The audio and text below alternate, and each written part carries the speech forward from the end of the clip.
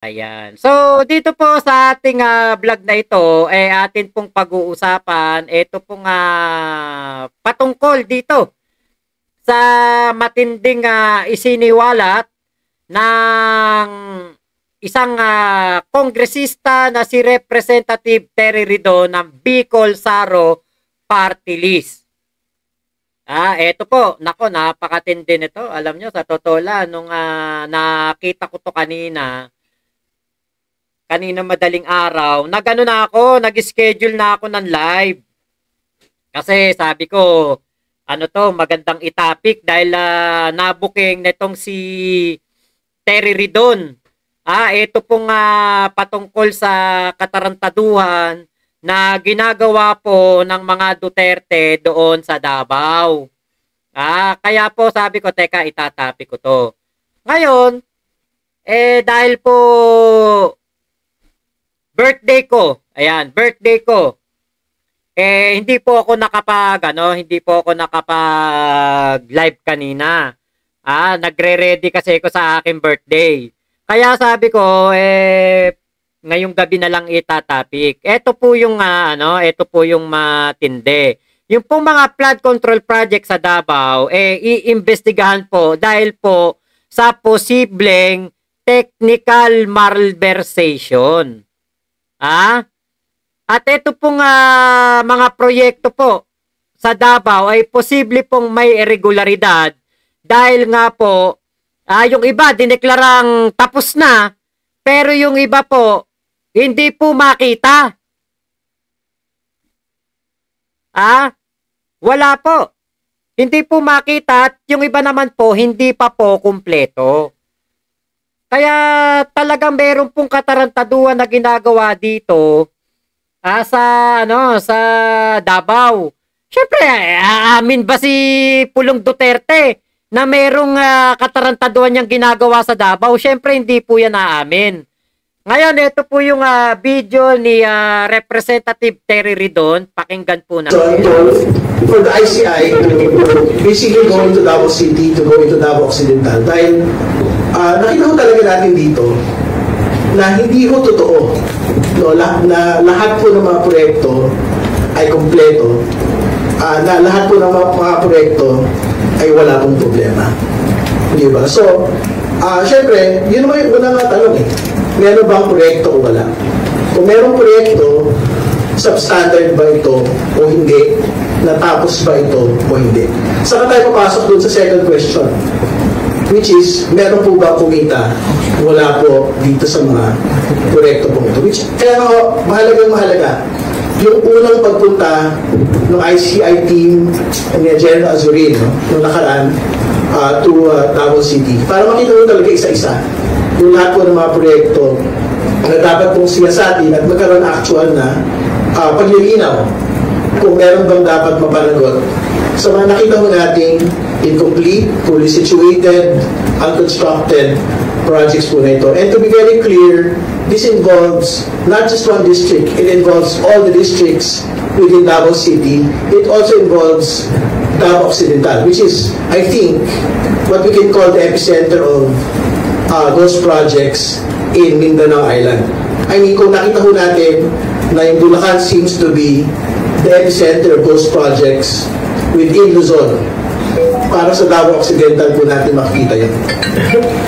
And which is why ito po yung trabaho ng House at this point. No? Pagkatapos po nitong briefing po na ito, we will immediately coordinate with the Independent Commission for Infrastructure para mailatag dito kasi may mga nabanggit daw silang mga particular mga proyekto. Kung hindi pa po ito na isasama, mahalaga may isama po itong madagdag pong listahan na ito doon po sa mga pupuntahan at isa-site visit po ng ICI.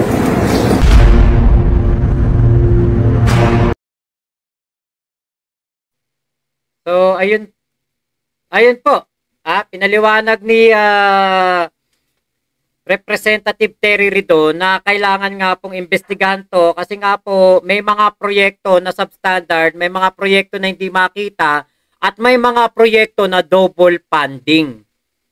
At sabi po ni Ridon, may mga proyekto na nakalagay po sa record ng DPWH at sa sumbong sa Pangulo website bilang completed pero base sa hiwalay na validation report. Naku po, kulang daw po ito sa trabaho at kung ikukumpara sa tamang halaga na 250,000 kada linear meter. Ha? Isang meter lang ha? Isang metro. Isang guhit. Metro. Kwadrado. Sus Mariosep. 250,000. Grabe naman kamahal niyan. Diba? Kaya po, kung ito pong Davao City, may mga umaangal na bakit daw puro daw Davao ang pinag-iinitan, bakit daw Davao ang iimbestigahan.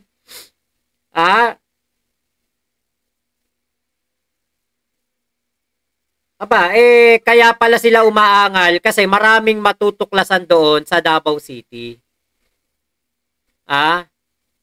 Kaya pala may pambayad sila kay Attorney Kaufman, Nicholas Kaufman ng ICI sa ICC.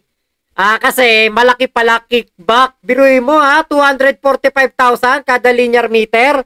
Paldong-paldo talaga sila dyan. Salamat po sa mga bumabati sa aking kaarawan. Salamat po. Thank you po. Mamaya basahin ko po yung mga comment nyo. Ito pa po, ang mas nakakabahala, isa po sa mga proyektong sinasabing tapos na, ang construction ng revetment along Talomo River sa right bank ng Davao City ay wala naman po sa 2021 General Appropriations Act o pambansang budget na pinasa ng Kongreso. Sa halip, ang nakasaad sa GAA ay ibang proyekto. Diba? Kaya po talagang talagang malaki pong katarantaduhan yung sasabihin ni Pulong na wala daw pong problema sa Davao City. Maayos daw ang Davao City. Bakit nung pumunta yung ICI? Doon sa sa may Davao City. Doon sa may dike. Yung dike, 8 buwan pa lang ginagawa. Sipak na. Kaya bakit po pinipigilan? Bakit po ayaw ng ilang mga bobong DDS at ng mga Dutay supporter na imbestigahan ng Davao City? Diba? Katarantaduhan to itong mga pinagkakakanan itong mga DDS na ito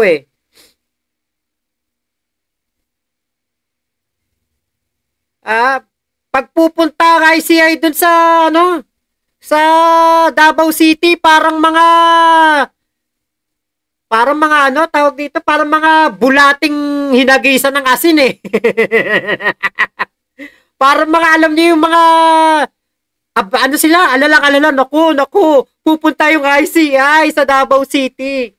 Kasi dahil pala dito po sa mga matutuklasan dito po sa Davao na mga katarantaduhan ng mga nakaupo diyan sa Davao City, lalo na diyan sa distrito ni Pulong na nabigyan po ng 51 billion in 3 years. Sus Mariosep, ang laking pondo. Isiniwalat ni Bicol Saro Representative Terry Rido ng umano'y mga ghost flood control projects sa Davao Region. Tinawag niya ring sentro ng ghost project sa Mindanao ang Davao Occidental. Para sa ibang detalye, nasa linya ng telepono si Marian Enriquez. Marian, ano-ano at saan daw partikular itong mga ghost project? Yes, Ruth, ipinakita nga ni House Committee on Public Accounts Chairman at Bicol Saro Party List Representative Terry Ridon ang ilang mga natuklasan niyang ghost flood control projects sa Davao Occidental at mga hindi pa natatapos na proyekto sa Davao City. Ang dalawang proyekto sa Malita, Davao Occidental, parehong July 2025 ang actual start, pero May 2025 ang planned end date. Samantala sa Davao City, karamihan 2021 o 2022 pa nag-umpisa ang konstruksyon, pero hanggang ngayon hindi pa rin tapos. May iba ring tarpaulin pa lang ang nakalagay. Git ni Ridon, kung Bulacan ang sentro ng Ghost Project sa Luzon, Davao Occidental naman sa Mindanao. Isa sa mga distritong may issue, hawak yun ni Representative Paulo Duterte. Nauna nang ginihit ni Pulong na lahat ng infrastructure projects sa kanyang distrito ay naipatupad, na-inspeksyon at na-validate ng Department of Public Works and Highways at Commission on Audit. Nakatayo at nagagamit daw ito ng kanyang mga nasasakupan. Pero para kay Ridon, hindi raw ito Teka. Sabi daw po nitong si Pulong Duterte, all flood controls and other infrastructure projects in Davao City, particularly those along the Davao and Talomo rivers, were implemented, inspected, and validated by the Department of Public Works and Highways and the Commission on Audit. These structures are standing, functional, and serving the people. Maaaring totoo. Bigay natin yan kay Pulong Duterte. Baka nga talagang na-validate po ng DPWH at ng COA na maayos po ang proyekto ni Pulong Duterte. Yung mga flood control projects doon po sa Davao City, baka nga po totoo na talagang maayos, sabi ng DPWH at ng COA. Nung panahon ng tatay niya. Baka nung panahon ng tatay mo. Pero ngayong panahon ni PBBM, kailangan investigahan niya. Bakit? Sus Mariosep, 51 billion ba naman ang inubo sa napakaliit na distrito ni Pulong Duterte? Tapos kapag umihi ang palaka sa Davao City, baha. Salamat po Kuya Odileno, Ate Virgie Badjola, mga bumabati ng birthday sa akin. Salamat po. Kuya Ray Balesteros, ayan, si Ate Rose Oy Matthew. Salamat po si Mindan, Ate Winnie Artos, ayan, salamat po. Ibig sabihin, nung panahon ni Digong, ay talaga maayos yan. Di, kung sasabihin nilang substandard ang gawa ng mga proyekto sa Davao City, baka wala na ngayon yung mga yan. Baka mga nakatimbong na yan, o kaya baka mga drug lord yan. O kaya sasabihin mga kurakot. Diba? Kaya syempre, yung mga taga-COA, sasabihin yan, maayos yung proyekto. Sasabihin ng mga taga-DPWH, ayos yung mga proyekto. Diba? Huwag na tayo maglokohan dito, Pulong. Syempre, tatay mo, presidente, alangan naman sabihin nila, substandard ang mga proyekto mo. Huwag nga kami. Highways and Commission on Audit. Nakatayo at nagagamit daw ito ng kanyang mga nasasakupan. Pero para kay Ridon, hindi raw ito pamumulitika dahil wala naman siyang binanggit na kongresista. Dagdag pa niya, dapat itong investigahan kung hindi pa napupuntahan ng Independent Commission for Infrastructure. Yan muna ang latest. Balik sa Ruth. Yan po ang Express Report. Diba? Kaya pala.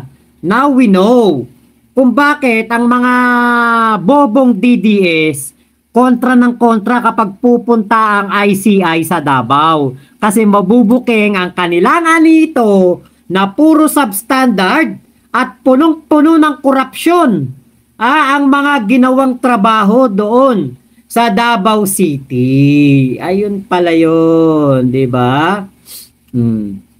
Okay, eto.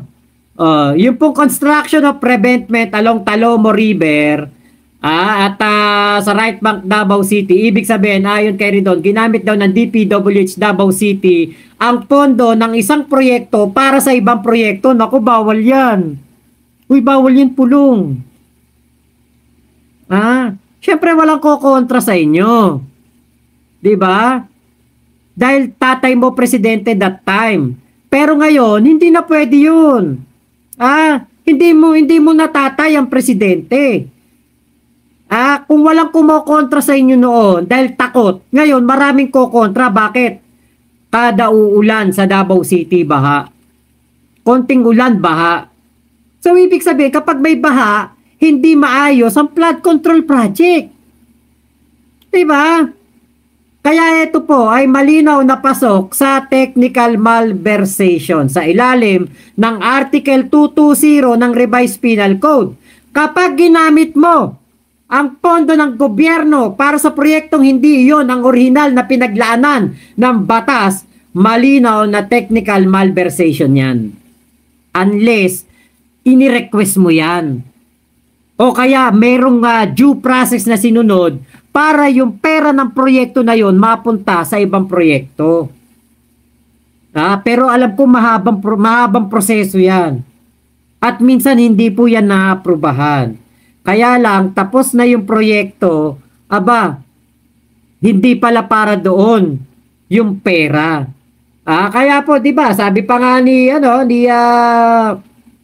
Terry Ridon, dapat daw po managot ang mga taga DPWH Davao City District Engineering Office dahil sa mga hindi kumpletong proyekto kundi pati sa posibleng maling paggamit ng pondo ng bayan.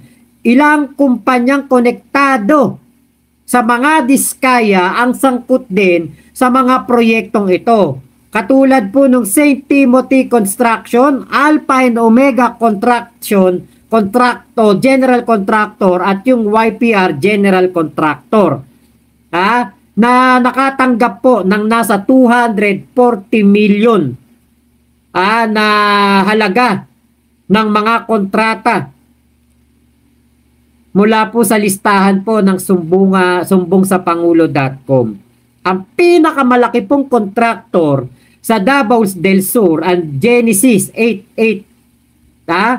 Yung Genesis 888 Construction, meron po itong nakuhang 635 million na proyekto.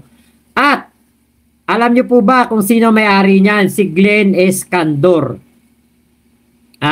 Dating presidential advisor ni Digong sa on sport, presidential advisor on sport. At siya po ang isa sa pinakamalaking kontraktor sa Mindanao. Nako, idagdag pa dyan yung Alprego. Nako, kilalang kilala. Alprego. Alam na kung sino yan. Alam na kung kanino konektado yan. Kay Mr. Malasakit. At batay po sa ulat ng Philippine Center for Investigative Journalism. Ito pong Genesis 88 ay nakakuha po ng 2.9 billion na flood control project sa unang bahagi pa lamang po ng Administrasyong Marcos. At mula po noong 2018, 318 million na ang kanilang nakuha at sumirit po ang hawak nilang proyekto sa 1.9 billion noong 2022 at 1.8 billion noong 2023. So, ibig sabihin, nung pong sila ay nagbigay ng donasyon kay Sara Duterte as campaign donation, tumaas po ang kanilang mga proyekto na nakuha. Bilyon-bilyon, Sus Mario Joseph. Kaya po, dapat talaga itong investigahan ng Independent Commission for Infrastructure, investigahan din ng ombudsman. Pati ng DOJ, kung pwede rin, di ba? Investigahan din yan. Imposibleng walang korupsyon yan. Biruin mo, noong 2018, 300 million lang ang kanilang nakuha proyekto. Tapos pagdating ng nakapagbigay sila kay Sara Duterte ng campaign donation, biglang lumaki ang kanilang mga proyektong nakuha. Sus Mario Joseph. Sus Mario Joseph talaga, no? Basta talaga korupsyon. Number 1 dyan ang mga supporter ni Dutae. Number 1 dyan ang mga Dutae. Dutae allies. Napakagaling po talaga. Basta usaping korupsyon. Wala ka na ibang iisipin dyan kung hindi Digong Duterte. Pinakamalakas mangurakot na presidente at pinakamalakas na mangurakot na vice-presidente sa kasaysayan ng Pilipinas, si Sara Duterte. Pinakatamad pa na vice-presidente. Sus Mariosep naman, ano ba naman nangyari dito sa ating bansa? Kaya alam nyo po, kung gusto nyo talaga ng pagbabago, katulad nun, mga taga Cebu sumisigaw, bangon Cebu, bangon. Mga taga Davao din sinasabi, pagbabago, ganyan, pagbabago daw. Sinisigaw ng mga taga Davao. Bago kayo sumigaw ng bangon at nagpagbabago, kailangan nyo munang gumising. Kailangan nyo munang gumising sa katotohanan na ito pong si Digong Duterte ang siyang pinakakura na presidente sa ating bansa. Siya ang pinakakurakot. Siya ang pinakawalang kwenta. Siya ang pinaka magnanakaw sa kaban ng bayan. Binaon tayo sa utang. Binaon tayo sa utang. Napakalaki. Napakalaki ng utang. 7 trilyon ang dinagdag ni Digong sa utang ng ating bansa sa mga international community. Pero tanungin mo kung saan napunta. Walang paliwanag. Meron man paliwanag, kaduda-duda. Sasabihin, pinambili ng vaccine. Yung Sinovac, nabibili po yan ng Indonesia. Nabibili yan ng Indonesia sa halagang 600 pesos. Tanungin nyo kung magkano bili ni Digong dyan sa Sinovac. 3,000 pesos. Bakit ganun? Indonesian government binili yan 600. Nung si Digong nabibili 3,000. Parmali.